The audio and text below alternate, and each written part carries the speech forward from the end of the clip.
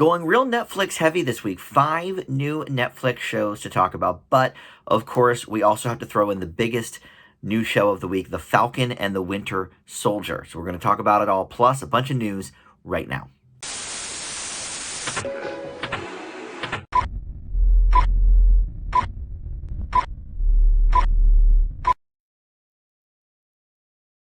Hey everybody, Dan here. This is Dan Reviews It, and welcome to TV News and Reviews for the week. I decided to kind of just do a bunch of Netflix shows because in the last week or two there have been a whole handful coming out.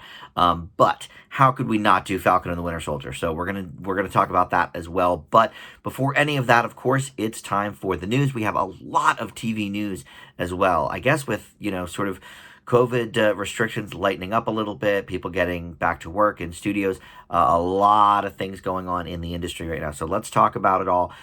First of all, your renewals. Mr. Mayor already renewed for season 2. It's the first of NBC's new shows to get a renewal. I think Young Rock is doing better in the ratings, but it's a bit newer. I think it was released like a month after Mr. Mayor. But through all platforms, which is like watching it live, the NBC app, Hulu, Mr. Mayor has seen 16 million viewers with its premiere, so that's pretty good. Outlander over on Starz renewed for season 7 as they're filming season 6. So obviously a lot of love for Outlander. I know several people that love that show. I don't have Starz and I never have, so I've never seen it. I'm not sure if it's something I'd be interested in or not, but for you Outlander fans, fear not. You're going to get 2 more seasons at least, the one they're filming now, and then season 7.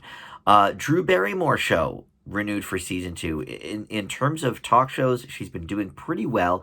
Not huge numbers though. Each week is less than 1 million viewers watching, which I think of as not that good. But I guess in daytime television, unless you're Judge Judy or Ellen or something, you don't get probably huge numbers. I think even Kelly Clarkson's only around 2.5 or 3 million. So they're happy enough with Drew Barrymore to keep her going for another year. Resident Alien renewed for season 2 on Sci-Fi. I was happy to hear this. I really enjoyed this show when I reviewed it about a month ago. It's still finishing up the season. I think there's one more episode left, but believe it or not, because Winona Earp is ending, Resident Alien will now be the longest running original show currently on Sci-Fi with just 2 seasons, which is very odd. But they do have more shows coming up either later this year or in 2022. Chucky is included in that, and Day of the Dead. And then over on Netflix, good old Marie Kondo. She's always tidying up. There's going to be 1 new show and 2 renewals for Marie Kondo. So Get Organized is renewed for season 2. Dream Home Makeover is renewed for season 3. I have not watched any of these Marie Kondo shows, but I read her book like 5 years ago or whatever. And I probably would like these shows. I sort of like ideas about cleaning up. You can see my idea of cleaning up is just stacking DVDs on a bookshelf or on a dresser. But, either way. But then there's also a new Marie Kondo show coming called Sparking Joy. And that is going to take on businesses and relationships and cleaning up them. The bigger tasks is how the press release put it. And this is not necessarily a renewal, but a return. Survivor is finally ready to shoot cycle number 41, and so they are going to Fiji, and they're finally got enough restrictions lifted that Fiji has allowed them to come. They were just about to start filming when all this happened with COVID, so it's been well over a year since we've gotten a season of Survivor. I used to watch many years ago, and my buddy Tim that joins me on the Dan Does Disney reviews and some other things, we had talked about maybe even doing Survivor reviews so I could get back into it, because it is something that I used to just love, and I haven't watched it in probably 15 years at least. And then ending will be Killing Eve. This is a very popular show. I guess I'll probably just binge it when it's over because I've not seen it. But I know, people whose opinions that I trust really seem to like this show. So in 2022 will be the 4th season. I guess they have not yet filmed it. But this is interesting because AMC will retire 3 now of their signature shows next year. Killing Eve, Better Call Saul, and The Walking Dead are all going to be ending. Now, Walking Dead is getting spin-offs, and I think Fear the Walking Dead is still on. So, that franchise will still be going. But yeah, Killing Eve, Better Call Saul, They will be done in 2022. All right, over in casting news, Maya Rudolph has an untitled series on Apple TV Plus. She's going to play Molly, who is a woman whose seemingly perfect life, is upended when her husband dies and leaves her $87 billion. So I don't know if this is a comedy. I don't know if this is a Good Girls type thing where it's a little bit of comedy but mostly sort of drama. I have no idea. But Maya Rudolph has done both. I think we know her more for comedy, but it could be interesting. I always love to see her. Vera Farmiga from the Conjuring movies and Up in the Air, a lot of things. She is going to be on the Hurricane Katrina show that Apple TV Plus has announced called 5 Days at Memorial. She's going to be the star of that. Again, there's another person that I always like seeing. And we have more information now about Bucktown, which is the new series from the Sarah Gilbert team over at the Connors. And it's going to be Shannon Woodward now starring. She was the girl in Raising Hope. And Nicole Richie and Jane Lynch will both have supporting roles. The plot of this is going to be a woman is dumped by her boyfriend, kicked out of her apartment on the eve of getting promoted at work, so she has to move back in with her mother and teenage niece in a Chicago neighborhood called Bucktown. So keeping with sort of the Chicago suburb theme, because that's where the Connors takes place too, in Lanford, Illinois, which is fictitious. I think Bucktown is fictitious as well, but it's going to be a multi-camera sitcom like The Connors is, so interesting. We need some more good ones of those. There aren't many left. David Hasselhoff is going to be playing himself in The Network, which is a German TV series, so I don't know if we'll see it here, but with streaming nowadays, maybe. It could pop up on Netflix or something, but basically, the Hoff plays himself, cast in a theater play in Germany, only to be caught up in an international conspiracy of former Cold War assassins. So sort of leaning into the whole David Hasselhoff vibe. I mean, the Germans love him over there. They do not think he's sort of like a joke like we do. But I don't know what sort of method this will take. I don't know if it's going to be more of a tongue-in-cheek kind of thing. Or if he's, knowing the Hoff, he's probably going to play it seriously. But to us in America, it'll be like, wow, he's really hamming it up, on purpose. But maybe not. That's just kind of how he is. So I don't know. All right, some upcoming shows and TV movies. So the first one is Expiration Date, and this is from the producers of Fleabag, and it revolves around Will Forte's character Robin, who is consumed by grief, finds a life insurance policy that covers suicide as long as the individual doesn't carry out the deed within a year. And so once he's content that his family will be provided for, he basically sets his expiration date and contemplates how he will spend that final year. And Forte also has MacGruber in the works at Peacock. This show as well, Expiration Date, is coming to Peacock too. So they're definitely staying in the Will Forte business over there. This show is already, even though they haven't shot one frame of it yet, it's already getting slammed by at least one mental health awareness group. Sort of makes sense with the theme of it, especially suicide being such a sort of hot button topic right now. A lot of people had committed suicide once COVID hit, and whatever. But we'll see how that goes. I mean, look, I have faith in Will Forte. I don't really care for the MacGruber stuff, but Last Man on Earth was just brilliant, and I really liked some of the stuff he did on SNL. He was kind of under the radar those years because Kristen Wiig was on and Jason Sudeikis, but I liked a lot of the stuff he did as well. Another one coming to Peacock, and this one is direct to series. This one is happening. Poker Face, and it's not a Lady Gaga series. I wish it kind of was, but this sounds interesting too. It's Ryan Johnson, who penned Knives Out and Looper. He directed. I don't know if he wrote that one, but he directed it at least.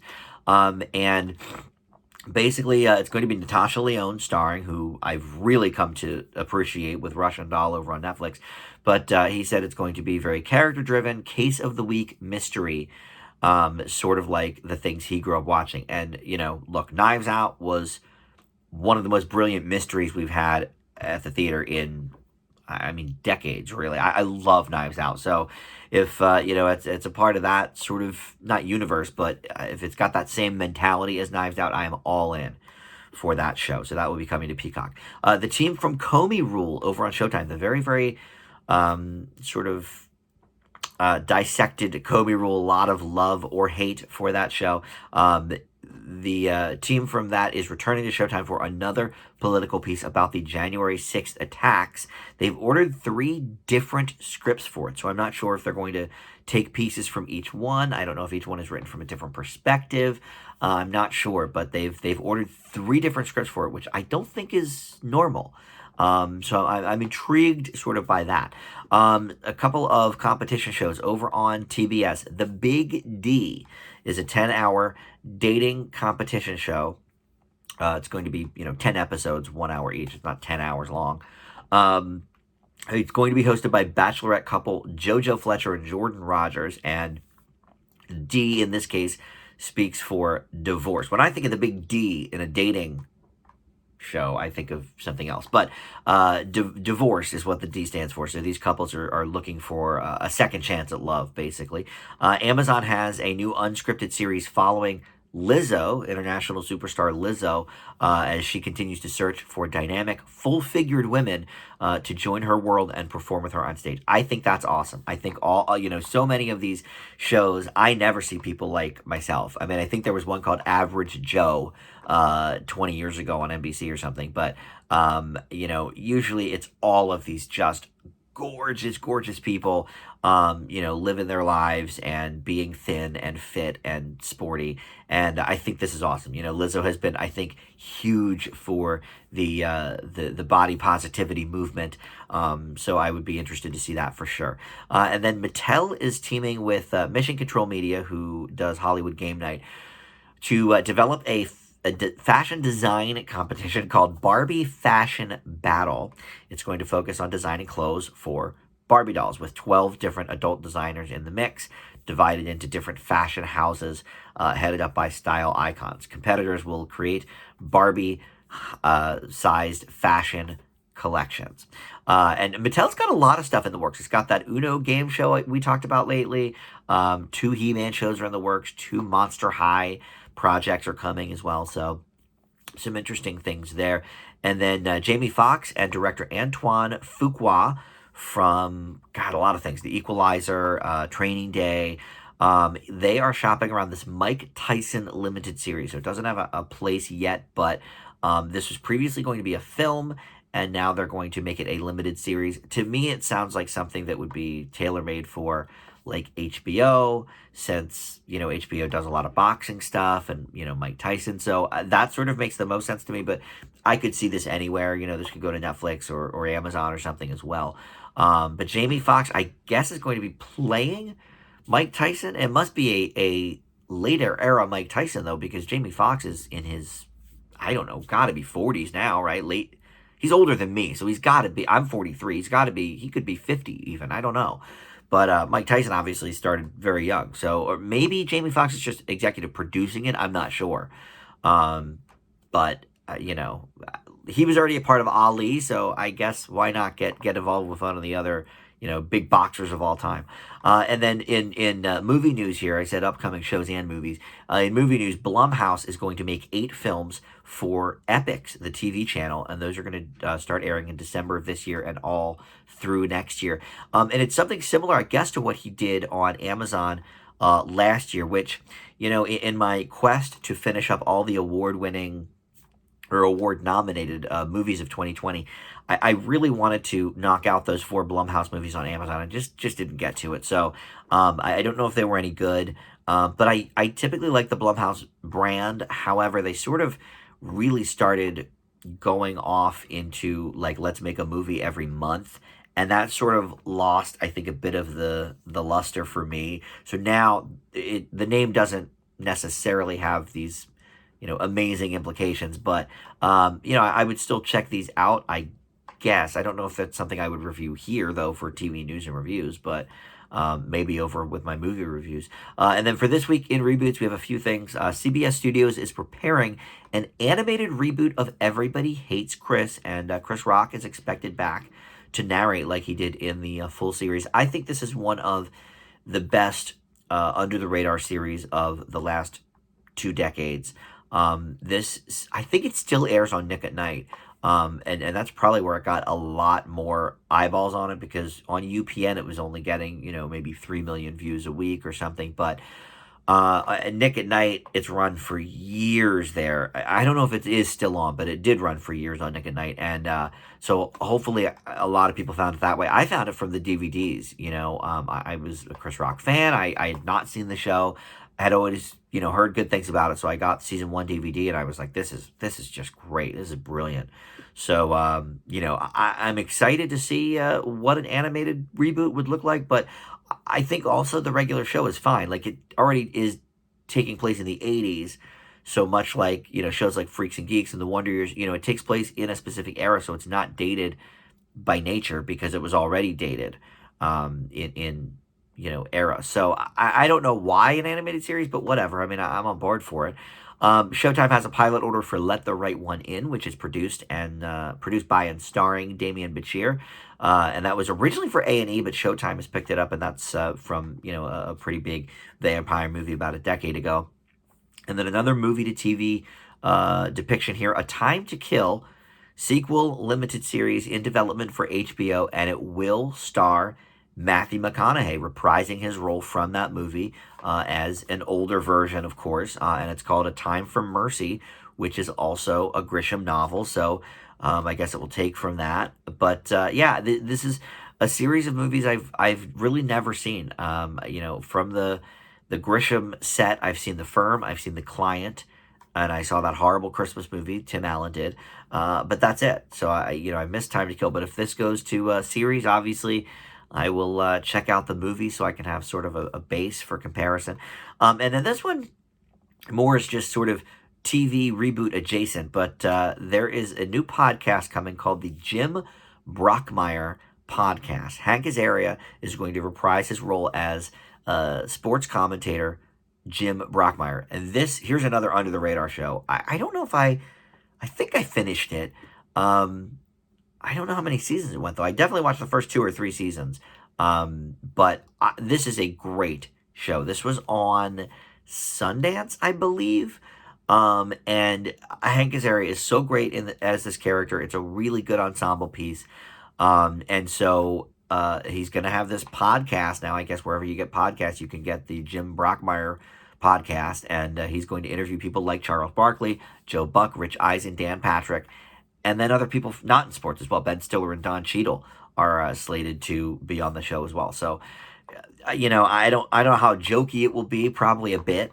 I don't know if it's going to be as jokey as like Between Two Ferns or something like that. But I love that character of Jim Brockmire. So very interesting. All right, let's move over into the review portion. We have 6 shows to get to, many of them on Netflix, but one of them is not. It's the big buzz of the week.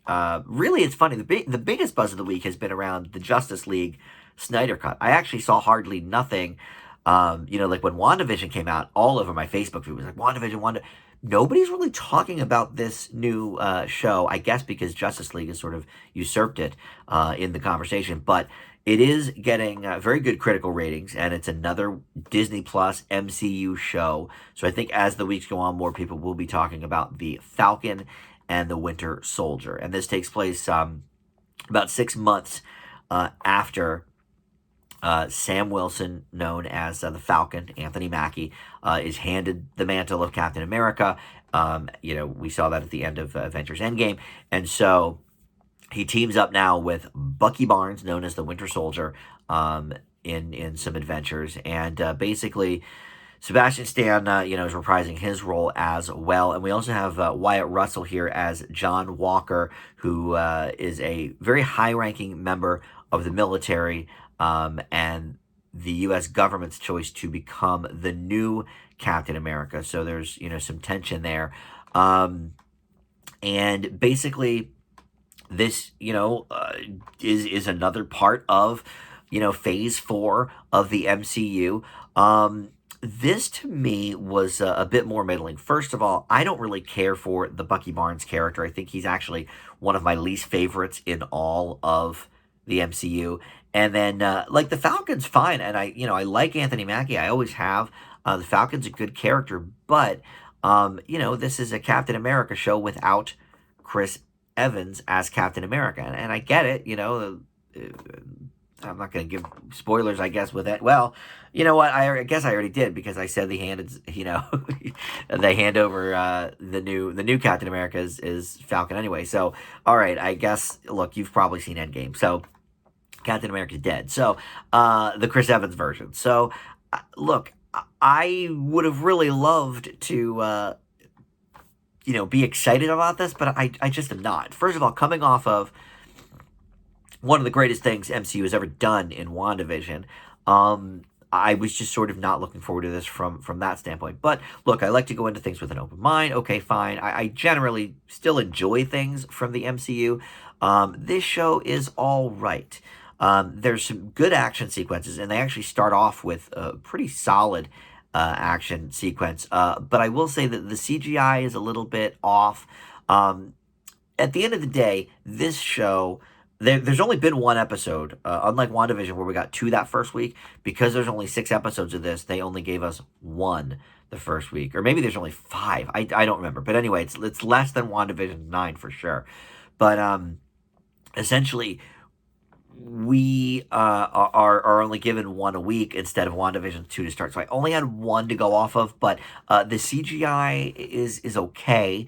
For a TV show, I guess it's pretty good. But basically, this whole episode ends up coming off like just another Marvel offshoot, like Agents of S.H.I.E.L.D., like a lot of the ones Netflix had that I never watched. And guess what? I was never lost when I watched the movies. Maybe there's some Easter eggs that I missed, okay, whatever. But, you don't need to watch any of those shows to be connected to the movies. And I have to say, maybe they'll connect this to the movies. Maybe they'll just shoehorn it in. Like WandaVision, I think, does connect with Doctor Strange because Wanda is such a big part of that second movie. But this to me was like Agents of S.H.I.E.L.D. with a bigger budget, but much less of a budget than a Marvel film. And they tried to get us on board with, okay, oh yeah, we're in Marvel now because Don Cheadle shows up early on as James Rhodes. And so, okay, cool, we love him, War Machine, good time. So we're like, okay, well, I recognize him, so that means this is Marvel approved. Of course it's Marvel approved, that's fine. But it just, for me, didn't hold enough interest, especially coming off of something so exciting like WandaVision. This whole first episode just plays like your typical Marvel movie. One of my biggest criticisms of Marvel movies is a lot of them are very similar in tone, in action sequences. The acting is always, it's good, but it's always, kind of the same from everybody. And these characters don't necessarily grow and change, except for a lot of times those Avengers movies where like everybody's coming together. So yeah, for me, this is very middling. It's hard to give a grade on something like this that is just one piece of many. So, I guess I can give it a slight benefit of the doubt from that we only have that one episode to go on. But I was a bit underwhelmed by this. I thought it was just very, very generic superhero story. I leave the Falcon and the Winter Soldier with a B-. I may revisit this once it's all done and just talk about all 6 of them. I don't know. Tim and I sort of talked about that after WandaVision. I don't think there's going to be as much to dissect here, though, so I don't know if we're going to end up doing that. But, whatever. But for now, I'm leaving it with that. So let's move on to all of our Netflix shows. We're going to start with, I think, the one that's probably been in the top 10 the longest. That's called The One. And this is a sci-fi-ish kind of thriller. Basically, the premise here is this woman, Rebecca Webb, played by Hannah Ware, who, by the way, I thought was Amanda Peet. She looks exactly like Amanda Peet to me. From the still that they show on Netflix when you click on it, I was like, oh, Amanda Peet's in a new show. And then she had this British accent. I was like, wow, Amanda Peet's really good at having a British accent. I watched 2 episodes of this. The whole first episode, I thought it was Amanda Peet. And then the credits rolled, and I was like, wow, that's actually a different person that just looks like her. So, okay. But, so it's Hannah Ware. She is a British actress.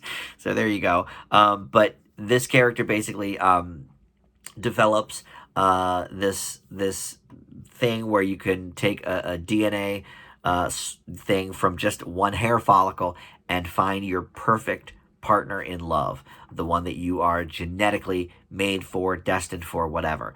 And so millions have taken the test once we start this show. So it's been around this thing for about 10 years. And basically, and that's an interesting premise, right?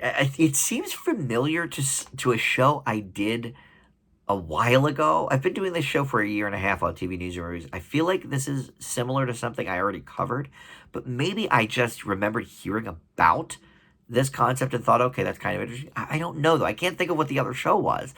But okay, fine. So that part, though, is real interesting. Like, oh, that's really cool. Like, let's explore that a little bit. But then they literally don't at all. And the whole show is so basically early on, this, character, Rebecca, is accused of murder from something that happened with the DNA matching thing. So she's, kind of the suspect and whatever. So it becomes this crime drama and thriller, but it almost entirely drops the sci-fi DNA element. It's like that's the interesting hook to get you in the door, but then like it just goes into any run-of-the-mill crime show. The sci-fi part is basically irrelevant, and it's a little more serialized than like a CSI or NCIS or something like that, but like in tone and in acting sense, because these actors are not, top tier here. They're fine, but they're serviceable for what it requires. But I was very disappointed. I was like really looking forward to it. And then it turns so quickly into this very, very average or below crime story. And I guess average is correct. I say maybe below average because you're expecting one thing and it does a bait and switch. At least if you turn on CSI, you know exactly what you're getting. You're getting all the crime investigation and, they're going to look at dead bodies and stuff. Fine, whatever. But here it's like, it's just so out of the blue from what you think the show's going to be. And that's such an interesting concept. Why are they not exploring it at all? I don't know. It is based on a book, so I don't know what the book sort of does with that, whether it veers off or not. But boy, oh boy, man, this was a disappointment for me for sure. I'm gonna leave the one with a C minus. Coming up next is Country Comfort. This is currently in Netflix's top 10. It is a multi-camera sitcom, which means there is a laugh track. I do believe the first few episodes were shot in front of a studio audience, but then COVID, so they shut down and then finished the rest of the episodes in the fall with a laugh track. And honestly, I'm fine with that. The Connors have been rocking a laugh track this season. Look, it's fine. People have perfected the laugh track over 50 years. It's almost impossible to tell really if something is from a laugh track or from a live studio audience. So whatever, that matters not to me. What does matter to me is that this show is terrible. So Catherine McPhee is the star, and she was on American Idol for a while. She got second place. I think it was the season Taylor Hicks won. That's where she came from. But look, she's done a lot of acting since then. She was on Smash. She was on Scorpion on CBS. And now she's trying her hand at a mix between Reba and The Nanny. And that's basically exactly what this show is. Now you know the entire premise of the show. This woman, Bailey, played by McPhee, is a struggling country singer. Her boyfriend just left her, played by Eric Balfour, who I've been seeing recently in The OC. But he is in, a couple of episodes as the ex. But she shows up trying to use the phone at this, family's house. And they're like, hey, are you the new nanny? We're looking for a new nanny. She's like, well, no, I'm not. Da, da, da, da, da. And then, we meet the husband, played by Eddie Cibrian. Well, single dad, actually, because the mom is dead. So he's not quite the husband, but he has a girlfriend that everybody kind of hates. And except him, of course. And he's like, oh, yeah, you're hired. You're going to be our new nanny. Okay, great. So first of all, who does that? That doesn't happen ever. You don't just show up randomly at somebody's house and then they give you a nanny job with no, background check, no anything. But hey, maybe they do things differently in the South, so why not? We'll go with it. But then you have these four kid actors, and okay, the two oldest kids are like teenagers. Why can't they just watch the younger kids after school? Nobody's a baby. I think the youngest is like 6. Everybody's in school. Like, I don't understand why they even need a nanny. Okay. So, that's a little odd. But the Reba connection comes in because she is a country singer. She is, and this show is very like family friendly. It's down home style. It's very family friendly. This show is very not funny. It reminds me a lot of one of those TGIF shows like back in the day, when they had, Step by Step and Full House was still on and all of that kind of thing. And look, to be honest, I never, ever liked really any of those shows. I thought Step by Step was okay. Boy Meets World was the one that I was like, okay, this show is good. But I was a little too old for the demo. Like, I was already in 11th or 12th grade when Boy Meets World premiered. So, I never got attached to it, but the few episodes I've seen, I was like, okay, this is a good show. But all of those other ones, Family Matters, I never liked. Dinosaurs, Full House, all of those, like, just corny, family-friendly show. And I don't mind family-friendly at all. I like Reba. Reba's a good show, but it has to be well written. And the jokes here are horrible. The acting from the kids is horrible. I think people that really, like that kind of show, okay, fine. But here's the other thing. It also gets wildly inappropriate for a family show because these two teenage boys are like losing their minds over how hot Catherine McPhee is. So it's like there's all these like kind of inappropriate, like not straight out sex jokes, but like they're really throwing themselves at this, 35-year-old woman who, yes, Catherine McPhee is very attractive. She's always been a very beautiful woman. Okay, fine. But in a family-friendly show, why are we having 13-year-olds, talk about trying to get with her and all that? Like, that's bad. And then the jokes are just horrible. For example, one of the first jokes in the whole show tells you everything you need to know about it. Catherine McPhee comes in. She's trying to get a phone. Her phone's dead or whatever. I don't know. I don't remember the premise. Her car died too, maybe, or something. But she's like, do you guys have a phone? They're like, oh, you need a phone. She's like, yep, any phone will do, even a xylophone. Like, that's a joke? Like, so if you thought that was funny, then this is the show for you. For everybody else, I mean, this is just one of the worst things I've seen in a while. I know ABC's, what was the one they had this summer with the wrestler on it? It was, no, Will Sasso. He's not a wrestler. I forget what it was called, but like that was United We Stand or something. That was bad, but I don't think it's as bad as this. This is rough. I leave Country Comfort with a D. I wish there was something redeeming about it. I mean, I guess Catherine McPhee can kind of act, but she deserves so much better than this.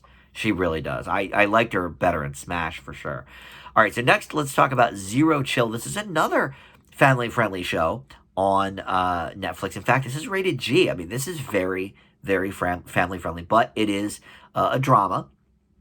But it's a half-hour drama, so it is, I think, palatable for even little kids to kind of, sink their teeth into. It is from the UK, and it's focused on the Mac-Bentley family, which includes Gracie as or Kayla rather is the character. Gracie Beatty is the actress. She is a 15-year-old ice skater, and then her brother is Mac McBentley, who is a hockey player.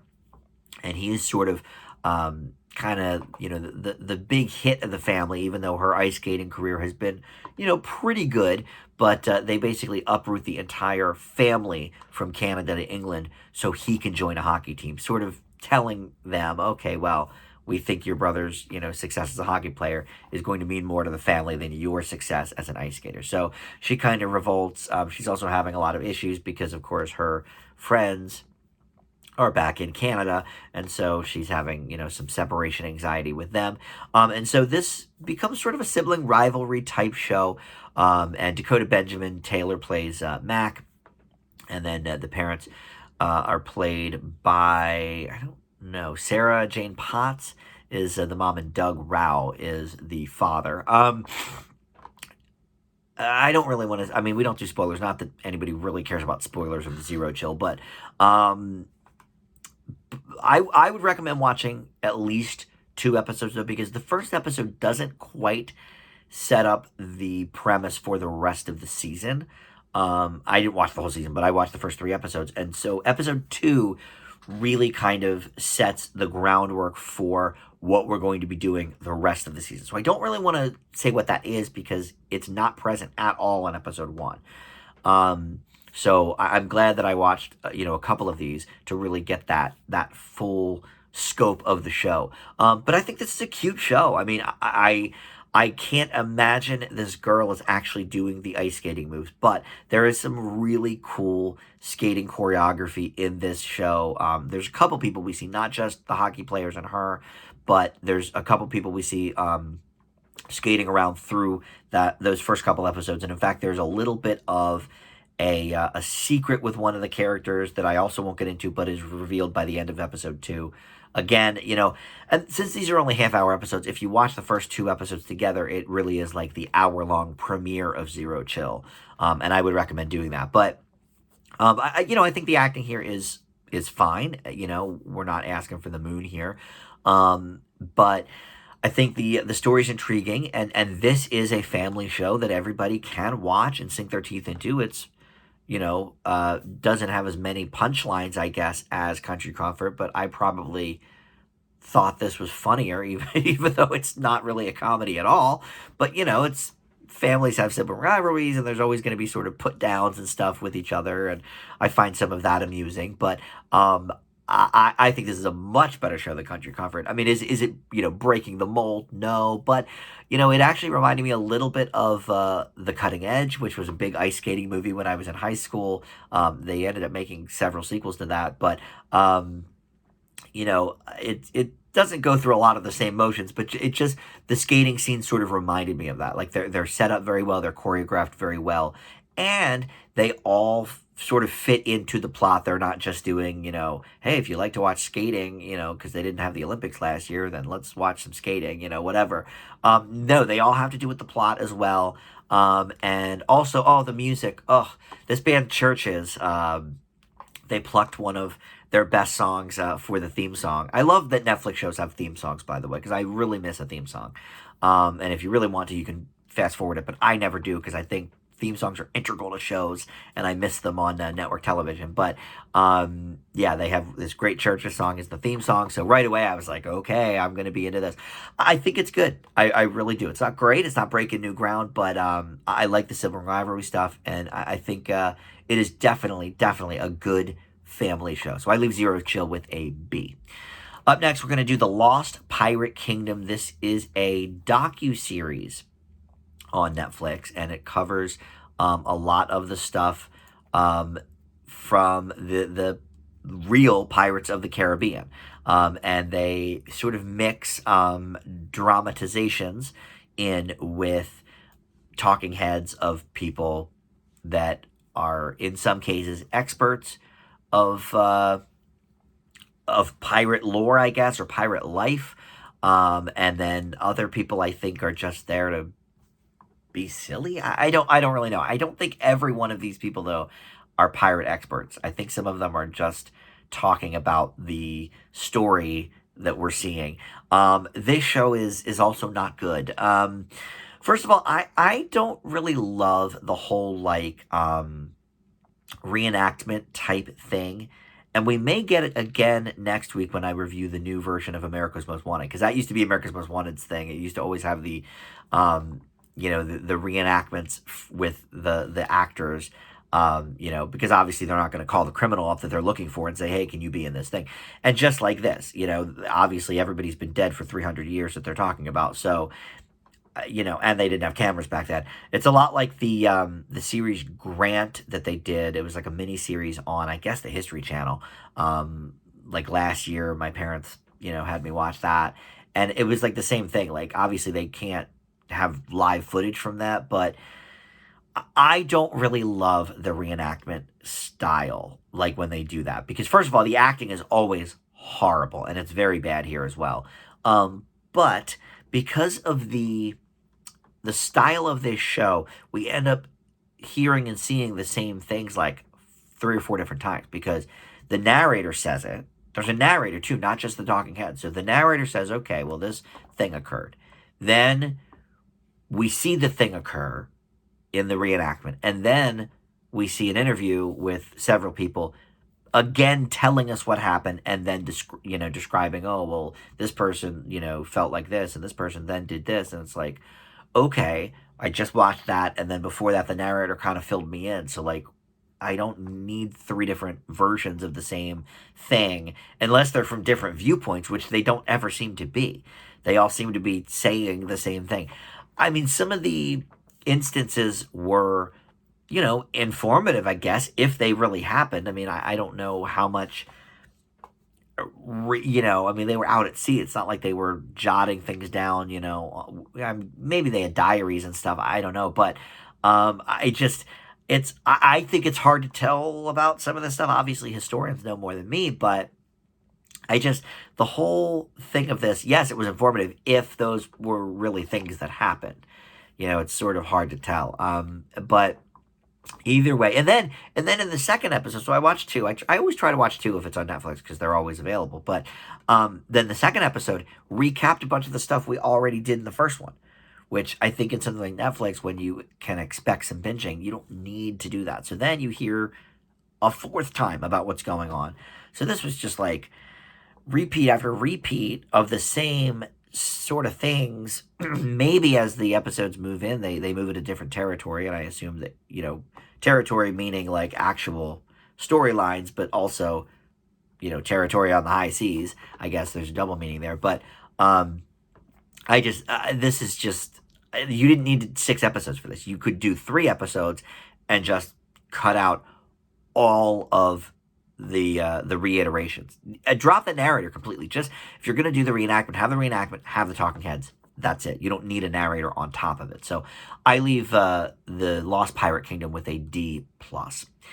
And finally, we're going to end with Waffles and Mochi. This is a kid's show. If I have a kid's show, I always save it for last. Kid shows and game shows and talk shows are usually kind of saved for last because I think not as many people care about them. But this one has a little bit of a pedigree because it's one of the shows that Michelle and Barack Obama brought to Netflix. So it's one of the ones in that sort of contract. And this is a really cute children's cooking series. And they go over a different kind of food every episode. And the basic premise is these 2 puppets who are Waffles and Mochi. And the puppetry here is really good. I'll say that up front. Very, very good puppetry. And they originally are from like the North Pole or something where everything's ice. And so I forget how, but somehow they make their way to the United States and they end up at a grocery store and they're like, oh, how do we work here? Like, we want to help out, whatever. So they learn what a tomato is in the first episode. And in the second episode, they learn about salt. And what is so interesting about this show? Now, when I first saw that it was a half hour, I thought, oh man, is that going to keep a kid's interest for a half hour straight? And it does, because it's different segments. It reminds me a lot of back in the day. Maybe Sesame Street still does this, but it reminds me of back in the day when Sesame Street, which is an hour-long show, they would have a bunch of different segments. Now, they weren't always about the same thing. Like here, it's about tomatoes, but they would always sort of have a theme, and that's why sort of at the end of the episode, they were like, oh, Sesame Street's been brought to you by the letter, this, whatever. Because there was sort of a little theme sometimes throughout. But so here, they go to the store, that's one part. Then they meet Michelle Obama, that's another part. And then they go to, someone's house to learn, okay, what is a tomato? She tells them it's a fruit. Well, then they go to this other place, a pizzeria, and they say, well, it's technically a fruit, but a lot of people put it in, pizza as a vegetable. And so the great debate continues. They sort of learn more about, so each segment is really only maybe 4 or 5 minutes, And it's very informative, I thought. I think kids, it's maybe not for young kids because I don't know if they'll appreciate the education part of it, but I would say for like a 5 or 6 year old or 7 year old that, sees mom or dad cooking and sort of maybe wants to help out, I think this would be great to show them and sort of explain. The one about salt was all about your taste buds and how you can like way over salt things. And they went to a Japanese restaurant and learned about oh, was it miso? They learned about one of the things that is in this sushi sushi game that I play. But anyway, they learn how to just sort of salt things just gingerly, and so it's very very interesting. And yes, it is all inclusive with special needs, which is something I always appreciated about Sesame Street, by the way. I mean, when I think back on Sesame Street, it didn't occur to me at the time because I was just learning, but when I think about Sesame Street having, Spanish characters and a kid in a wheelchair, I just thought that was great, So here at the pizzeria they go to, everybody that works there is deaf. So the customer they're talking to is speaking sign language, and I thought that was really cool. So they learned about sign language too, not just about tomatoes. I do have a couple of downfalls. I think, okay, so Michelle Obama is in this, but she's in it as herself, but she's not in it as Michelle Obama, the former first lady. She's in it as Mrs. Obama, the general manager of the grocery store. And I just thought that was weird. Like, if you're going to have her in the show, then don't call, as a grocery store manager, don't call her Mrs. Obama, call her, anything, even call her Michelle. Then it's like, at least we're like, okay, we don't know for sure that she's Mrs. Obama. But like, that just was sort of weird. But she's in, I guess, every episode. She was in the first two at least. But I think the puppetry work, like I said, is really good. And I think it will hold kids' interest. I think if you're not interested in cooking, okay, maybe this isn't for you as a kid, but I think just to learn sort of the basics of cooking, like some of the upcoming episodes, I didn't watch them, but some of them, egg, corn, rice, water. I mean, some of the basic things for cooking. I think it's really really well done. So I leave Waffles and Mochi with an A minus. All right, so mixed bag this week for sure. A lot of good ones, a lot of okay to good ones, and then a couple that were just bottom of the barrel for sure. So because I focused on Netflix this week, there are a bunch more to talk about next week that have already aired. America's Most Wanted, I think, has already aired 2 new episodes. There's one on HBO. It's either HBO or HBO Max called Generation that I want to get to. And then soon up, right after Easter, we're going to be premiering Rebel on ABC, which has been, very highly touted. And then there's a comedy coming to ABC too with, is it Zach Braff or Topher Grace? I forget. They're both sort of like, they were the stars of shows back 20 years ago and then haven't done much since, except like a couple movies. I think it might be Topher Grace. I don't remember. Anyway, that's coming up too, called Home Economics. So there's a bunch more to get to. And of course, Netflix probably will have another one by next week too. But that's it. Thank you so much for watching, and we'll see you next time. Bye.